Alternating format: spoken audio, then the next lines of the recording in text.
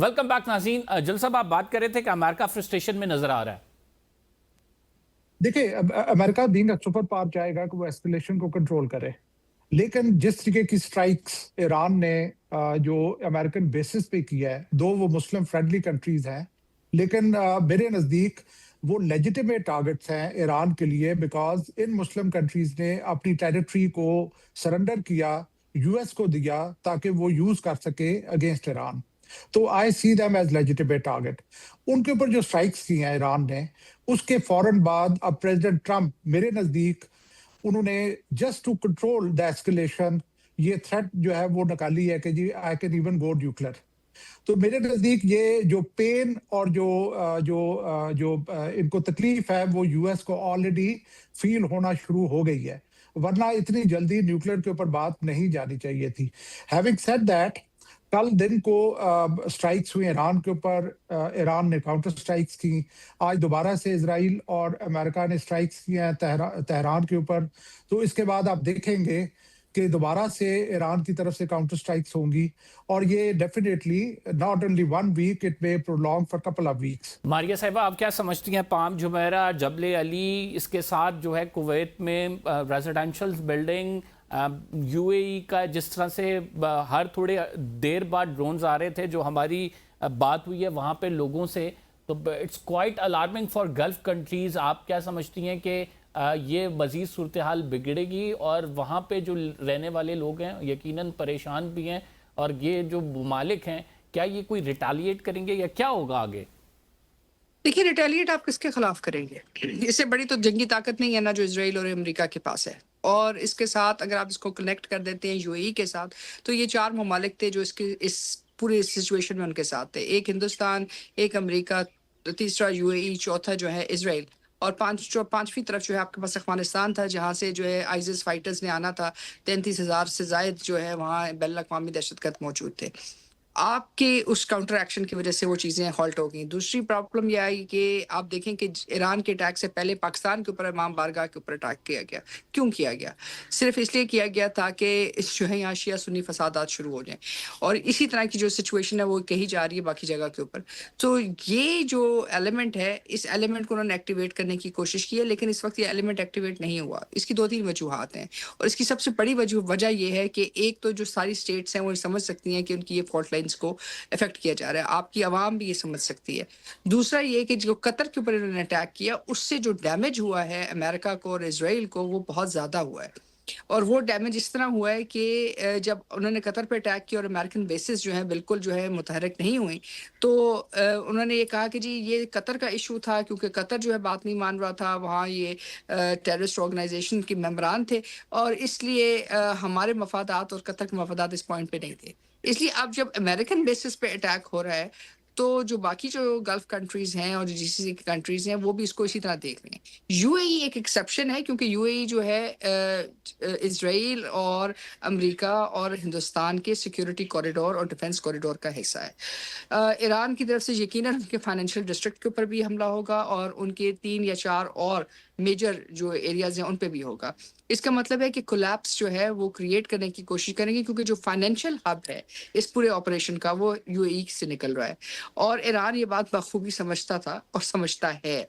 यही वजह है कि टारगेटेड अटैक्स होंगे, और अगर टारगेटेड अटैक्स होते हैं तो जो इफेक्ट है स्टेट ऑफ हुर्मुज़ का या बाब अल मंदब के बंद होने का, वो शुरू होगा अगर जबल अली और ये वाली जो पोर्ट्स हैं यूएई की ये गैर फाल होती हैं। क्योंकि अगर ये गैर फाल होती हैं तो इसका डायरेक्ट इम्पैक्ट आएगा अमेरिका के जो इकोनॉमिक पॉलिटिकल कॉरिडोर है जो यहाँ से गुजर रहा है, और इसके साथ साथ चाइना आपसे पूछूंगा, डू यू थिंक सो कि जी जल साहब, आपको लगता है कि स्ट्रेट ऑफ हॉर्मुज़ बंद होने से जाहिर बात है एक आलमी जो ट्रेड है वो बहुत ज़्यादा मुतासर होगा, लेकिन अगर देखा जाए अमेरिका ने काफ़ी बंदोबस्त भी किया हुआ है। वेनेजुएला से जो कार्रवाई की गई उसके बाद फिर वहाँ पे तेल के ज़खायर पे मुकम्मल कब्ज़ा कर लिया गया, तो आप समझते हैं कि कहीं ना कहीं ये डैमेजिंग होगा यूएस के लिए स्ट्रेट ऑफ हॉर्मुज़ का बंद होना, और उसके बाद फिर उसका बंद रहना, और कितने अरसे तक बंद रह सकता है? बिकॉज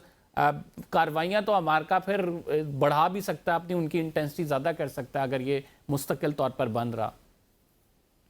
देखिए, अगर आप कंपेयर करें जून 25 की सिचुएशन और आज की सिचुएशन, मेरे नजदीक जब अमेरिका ने एक एग्रेशन की वेनेजुएला के अगेंस्ट, तो मेरी उस वक्त असेसमेंट ये थी कि जून 25 में अमेरिका को ये फील हुआ था कि पर्शियन गल्फ का चोक होना या बंद होना उसके लिए बहुत ज्यादा डिबिलिटेटिंग होगा, तो उसने अपने लिए एक बैकअप क्रिएट किया।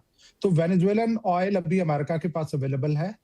एक तो ये कि अमेरिका उसको अभी सेल ऑफ कर सकता है ऑन इट्स ओन टर्म्स, ये उसको एडवांटेज है, लेकिन उसके बावजूद वो एक सोर्स जो है वो सफिशिएंट नहीं होगी, और अगर पर्शियन गल्फ कुछ अर्से के लिए चोक रहती है तो डेफिनेटली जो ऑयल प्राइसेस हैं वो बहुत बुरे तरीके से राइज करेंगी।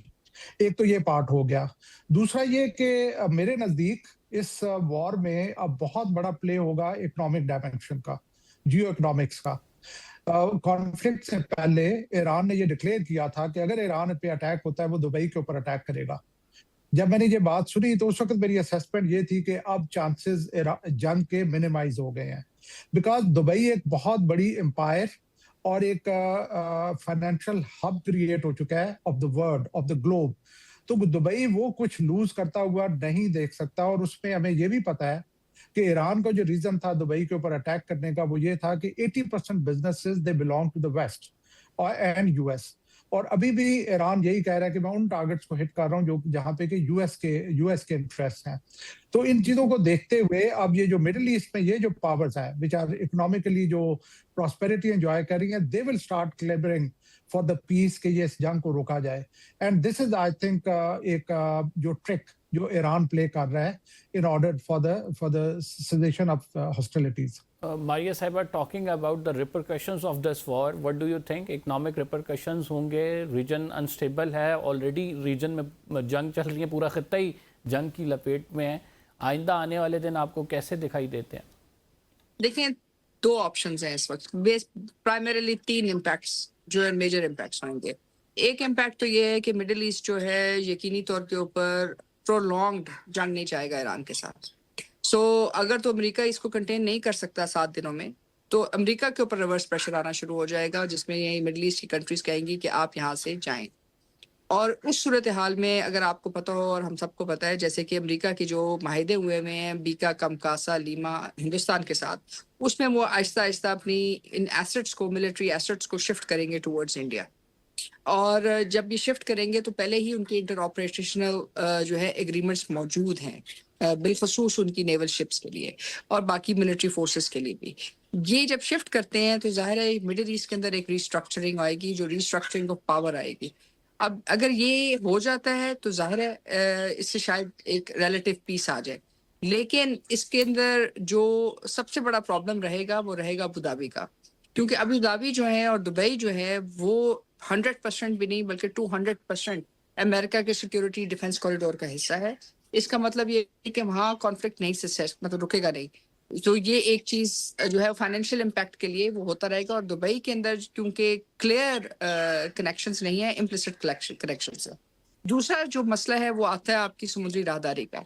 देखिए, अमेरिका ने अपने लिए तो रिजर्व्स भी रख ली, सारा कुछ रख लिया अपने लिए, बैकअप उसने ये मिलिट्री बेसिस भी रख ली हिंदुस्तान के साथ और वेनेजुएला के साथ, लेकिन जो बाकी दुनिया है जिसको तकरीबन 90% यहाँ से जो है तेल जा रहा है, उनका एक इम्पैक्ट आएगा। फिर चाइना को एक इम्पैक्ट आएगा और रशिया के ऊपर इम्पैक्ट आएगा। इस सूरत हाल में अगर जो तमाम ऑयल रिसोर्सेज हैं, अगर अमेरिका डोमिनेट करने की कोशिश करता है और यूएई फाइनेंशियली करप्ट हो जाता है और कोलैप्स कर जाता है, तो फिर जाहिर सी बात है कि जो फाइनेंशियल ऑर्डर जिसके अंदर डॉलर जो है कनेक्टेड है ऑयल ट्रेड के साथ, उसको डी डॉलराइजेशन जो है ड्राइव जो है आप इमीडिएटली देखेंगे, क्योंकि जाहिर है लोगों ने अपनी इकोनॉमी तो चलानी है, लोगों को तेल भी चाहिए। और अब अगर ऐसी सूरत हाल में आपके पास अनसर्टिनिटी है तो आप रिलाई करेंगे रशियन ऑयल के ऊपर, आप रिलाई करेंगे उन तमाम चीज़ों के ऊपर जहाँ सैंक्शंस भी हैं और तमाम चीज़ें जो पहले डिनाइड थी। जो ऑर्डर था ना, जो फाइन बैलेंस ऑफ टेरर है, वो टूट गया। जब बैलेंस ऑफ टेरर टूट जाता है तो फिर दोनों तरफ से जो है एक्टिव वायलेंस शुरू हो जाता है, और ये चीज है। और अगर ये एटॉमिक अटैक करते हैं तो फिर तो do you think there are chances कि एटॉमिक अटैक होगा? कर सकते हैं जी, कर सकते हैं। बिल्कुल, very alarming. جی جنرل صاحب ڈو یو تھنک سو کہ اٹامک اٹیک بھی ہو سکتا ہے؟ ٹیکٹیکل نیوکلیئر اٹیک کر سکتے ہیں, اسٹریٹجک بھی کر سکتے ہیں. دیکھیں انہوں نے ان کی نیوکلیئر فیسلٹیز پہ اٹیک کیا ہے, اس سے ریڈیشن افیکٹس آنے تھے. یہ کیسے ہو سکتا ہے کہ وہ تو ہٹ نہیں ہوئی اس طرح جس طرح کو ایکسپیکٹ کر رہے تھے, لیکن دے وینٹ اہیڈ. جی جنرل صاحب یور اوپینین اباؤٹ دیٹ؟ میرا خیال ہے کہ پریزیڈنٹ ٹرمپ اس کو شاید ایک تھریٹ کے طور پہ یوز کریں, لیکن یوزنگ ٹیکٹیکل مطلب nuclear weapons, tactical nuclear weapons میں بی لٹل ایزی, لیکن strategic nuclear weapons will be very difficult. Because ابھی تک جیسے ڈاکٹر ماریا نے ذکر کیا ہے کہ چائنا کو یہ جو پرشین گلف کا چوک ہونا اور ایران کا جانا اس کے ہاتھ سے بہت سیریسلی ہرٹ کرے گا. بیکاز چائنا کی جو آئل سپلائی ہے وینیزویلا آلریڈی جا چکا ہے, اور اگر ایران بھی چلا جاتا ہے تو چائنا کے لیے انرجی سیکیورٹی کے ایشوز بن جائیں گے. تو میرے نزدیک واٹ آئی فور سی کہ چائنا جو ہے وہ امپلسٹلی انڈر دا کور ان کو کوئی ایسی سپورٹ ضرور دے گا جیسے جس طریقے سے مئی 25 میں ہوا تھا, کہ وہ ایک جو ٹیکنالوجیکل ایج ہے وہ ایران کو ایک پرٹیکولر ڈومین میں مل جائے. اور اگر آپ امیجن کریں کہ اگر ایک ایئر کرافٹ کیریئر یا ایک بڑے سائز کا شپ, وار شپ امریکہ کا سنک ہو جاتا ہے تو کتنا بڑا یہ بلو ہوگا امریکہ کے لیے. تو پریزیڈنٹ ٹرمپ نے ابھی تک جو میڈنس شو کیا ہے اس میں تو I will even not like to rule out that he can go to any limits, لیکن یہ میرا خیال ہے کہ ایک بہت دیر will be a check and balance because of other great powers. کتنا ایزی نہیں ہوگا کہ وہ نیوکلیئر ویپن ایران کے خلاف یوز کرے. Thank you very much. آپ دونوں مارننگ رائم کا ناظرین پروگرام کا ٹائم ختم ہو گیا فی الحال کے لیے اتنا ہی. قمر زیدی کو اجازت دیجیے, اگلے پروگرام میں آپ سے ملاقات ہوگی. اللہ نے کے بعد.